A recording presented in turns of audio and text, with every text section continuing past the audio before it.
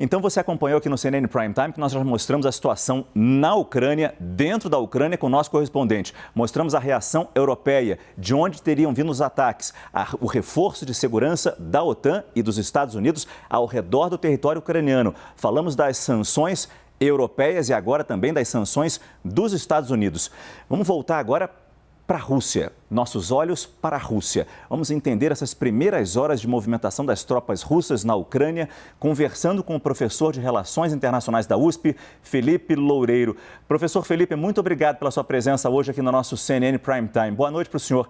A Rússia, segundo Vladimir Putin, teria como objetivo desmilitarizar a Ucrânia. Os ataques começaram realmente em bases militares, mas depois a gente percebeu, a gente viu as setinhas ali do mapa do Marcelo Favalli, setinha entrando de tudo quanto é lado, da Rússia e de Belarus em direção à Ucrânia.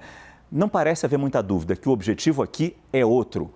Qual é o objetivo neste momento de Vladimir Putin? A cortina de ferro pode estar de volta, professor? Boa noite, Márcio. É um prazer grande estar aqui com você. É interessante, Márcio, que o Putin e mesmo o líder da Bielorrússia, o Lukashenko, eles vinham argumentando nos últimos dias, nas últimas semanas, que de maneira alguma eles teriam intenção de invadir a Ucrânia.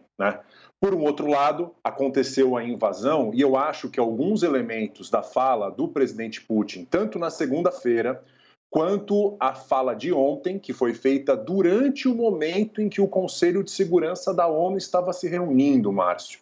Eu acho que não há uma declaração, um manifesto mais forte do Putin de que a Rússia despreza a ordem internacional criada após 1945, porque ele ordenou o início das operações militares durante a realização do Conselho de Segurança da ONU, um caráter emergencial, em que a Rússia presidia, porque é uma presidência rotativa. E aí é interessante, olhando nesses discursos, perceber alguns elementos. O primeiro deles, o quanto o Putin não reconhece a Ucrânia como um Estado legítimo. Ele entende que a Ucrânia faz parte da nação russa, e que, portanto, a gente está falando aí de uma violação da soberania ucraniana que, para o Putin, não é fundamentalmente uma violação. Agora, o mais impressionante no discurso, e aí entra no cerne da sua questão, é que ele passa um tempo gigantesco da fala de ontem, basicamente culpabilizando os Estados Unidos, no contexto do pós-Guerra Fria, pela situação atual, dizendo que os Estados Unidos viraram uma potência hegemônica, que humilharam a Rússia no pós-Guerra Fria.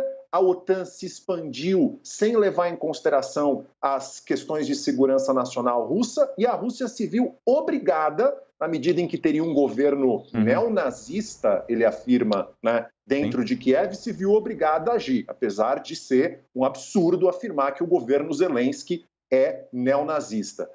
Agora, professor Felipe, do objetivo, a gente está falando aí, me parece... Desculpa, Márcio. Por favor, pode falar.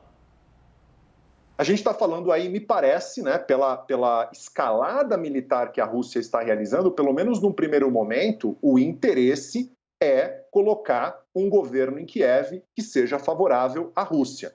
Como manter isso, aí é uma outra questão, mas num primeiro momento é esse. Existe possibilidade da coisa transbordar para além? Numa guerra, a gente pode até pensar como ela começa, mas como ela se desenvolve e como ela termina é muito difícil. Então, realmente, há perigo da coisa acabar entrando em territórios da OTAN. Não acho que é provável. Mas o objetivo de curto, médio prazo dele, infelizmente, é acabar com a Ucrânia enquanto Estado independente. O senhor lança um grande ponto de interrogação em direção ao oeste da Ucrânia, onde estão as tropas da OTAN. Eu queria trazer com o senhor esse ponto de interrogação em direção ao leste da Ucrânia, em direção à Rússia. Hoje, na CNN americana, houve registro de protestos lá na Rússia, controlados, foram reprimidos. Uma imagem que rodava as redes sociais, mas ela não tinha sido comprovada ainda, a veracidade dela, mostrava uma multidão em São Petersburgo que seria contra esse ataque. Eu pergunto para o senhor se dentro da Rússia existe apoio a essa guerra, se essa justificativa nacionalista de Vladimir Putin é suficiente para ter apoio popular a uma ação desse calibre. Olha, Márcio, infelizmente, os institutos de pesquisa de opinião independentes na Rússia, eles diminuíram bastante nos últimos tempos, mas o que a gente consegue aferir minimamente é que há invasão à Crimeia de 2014, ela era muito popular e ela se manteve popular nos últimos anos. Isso está fortemente relacionado ao fato de que a Península da Crimeia ela tem uma maioria extraordinária, né, do ponto de vista étnico, de russos, o que não é verdade em outras partes da Ucrânia. Mesmo na região de Donetsk e Lugansk, a maioria de fala russa, né, mas você tem muitos cidadãos de fala russa na Ucrânia que se identificam como ucranianos. A situação ali é um pouco mais complexa.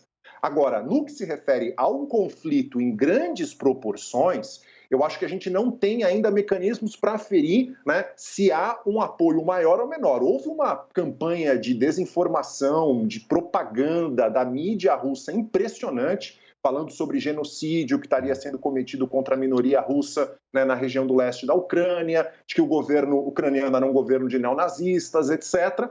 Agora, uma coisa é fato, esses protestos mostram que algum tipo de custo Putin vai acabar sofrendo. O problema, Márcio, é que, principalmente nos últimos anos, o regime na Rússia foi se fechando cada vez mais, né? O Putin fez uma emenda constitucional há 2 anos atrás que mantém o mandato dele até 2036, né?